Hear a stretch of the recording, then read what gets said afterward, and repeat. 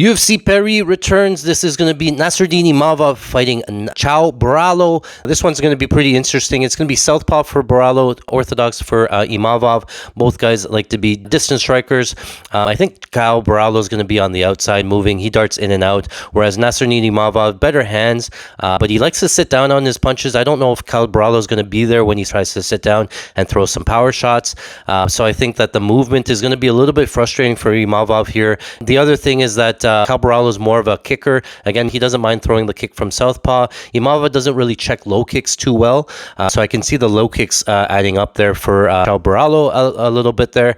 And one of the biggest things for me and the weaknesses that I see in Imavov is that every single fight he finds himself pushed up onto the cage. He doesn't do a good job of pummeling for underhooks or circling off. I find every single fight he's up against the cage trying to circle off, and he just can't. I don't know if it's a physicality thing or he just can't get the underhooks. So I do think that Barallow says that he's a cerebral fighter. He watches a lot of tape. So that was one of the first things that I noticed in tape, is that Imavov cannot circle off the fence. So I do think that Barallow could put him there for a little bit, slow down the fight a little bit. I do think that at any point, if Chow Barallow does get a takedown and get the fight down to the mat, then it's probably all Barallow. He does have a huge grappling advantage. If you take a look at who Imavov has fought, there's not a lot of grapplers on that list, right? They have Israel Adesanya, you have Sean Strickland, Cannonier, Joaquin Buckley, Edmund Shabazian, Ian Heinisch, Phil Haas.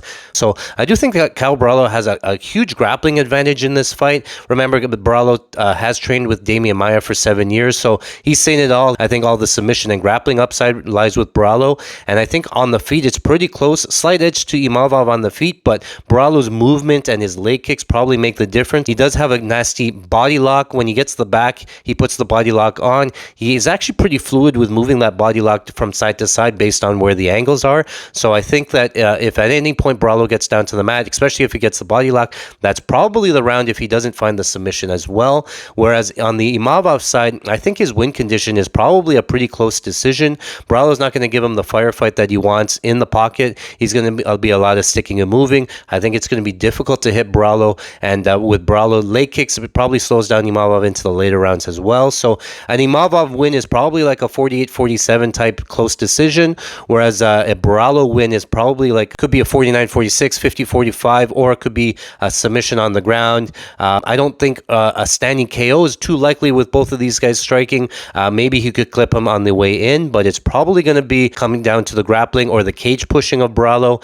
Give me Chow Barallow to win for 2 units, and we'll see if any props drop and if I'll add more. Good luck.